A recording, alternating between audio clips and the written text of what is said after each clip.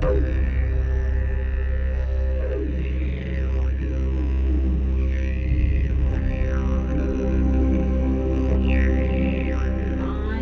to share some of my reflections on the Survival Day Dawn ceremony held by the city of Ballarat. I think my initial thinking and thoughts around the event, I was a little bit unsure on what to expect.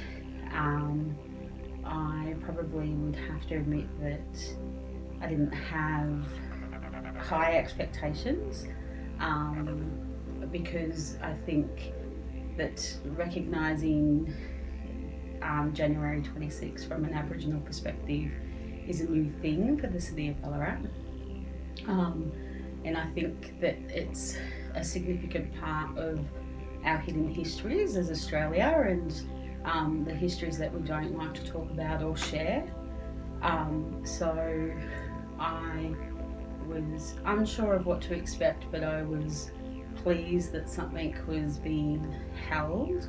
I also was pleased to see that Aboriginal voices and Torres Strait Islander people's voices were a part of the design and a key focal point on how the event was ran. And I think that input was clearly reflected in the running of the event. So I think the leading up to, and I think that for a lot of Aboriginal people, that the lead into January 26th is a really difficult time. It's a difficult time for a whole range of reasons. So when you come to that event, you choose how and who you associate with very carefully, I think. And I think that from my perspective and from my family's perspective, that we've always traditionally headed to Melbourne and protested on that day. We may also attend the Survival Day concert in Treasury Gardens.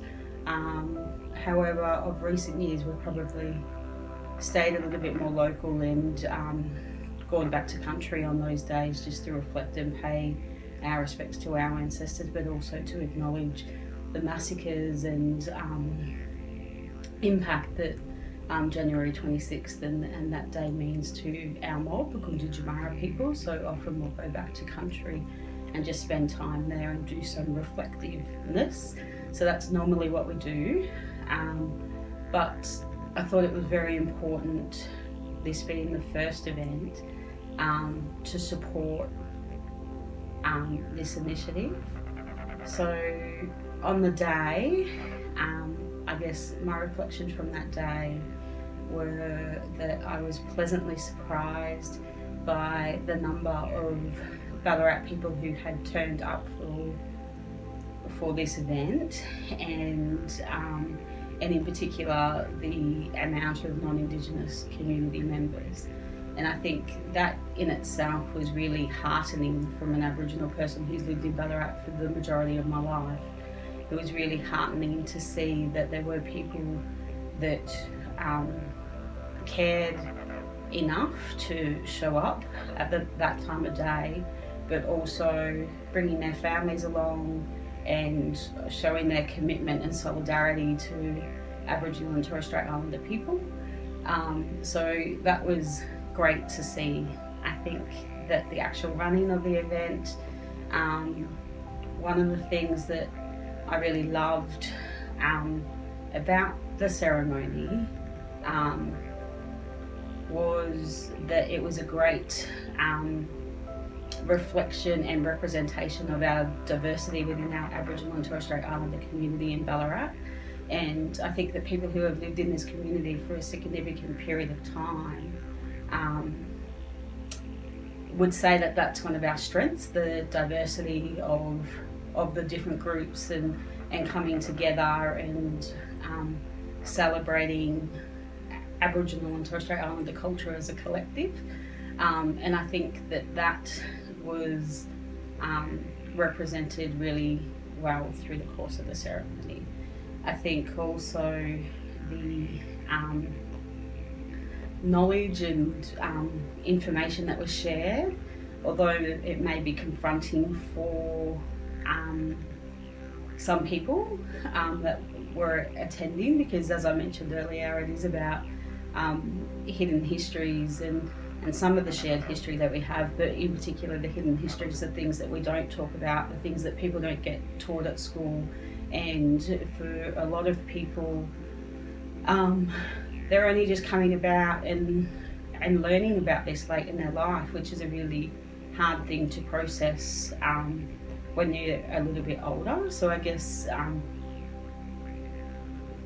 being able to share that in a non-confronting way, in a way that celebrates and reflects those shared histories, that I think that was a job well done. I really enjoyed having youth voice there as well, and I think that Michaela and Jaya did an excellent job to represent young people, and that's really important for me because it just demonstrates that transgenerational impact of history to current day, and being able to support our young leaders to be able to take forth those messaging and to work with and to create the change within the community that we need.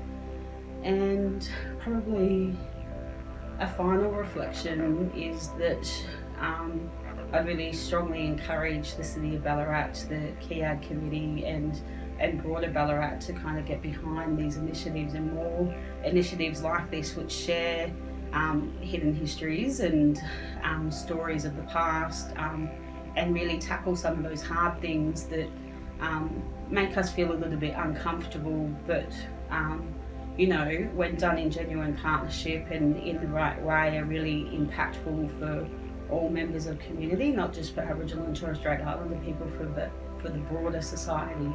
And I think that we've kind of taken a step forward now, and really should continue to push ourselves post that tokenism of some of the events that have happened in the past, and not being critical of events of the past, but just really highlighting that this particular event was very much a shift in the dynamics of relationships, a shared celebration where everybody felt that they could contribute and feel safe in doing that. And I think that those are the events that Ballarat need to see more of.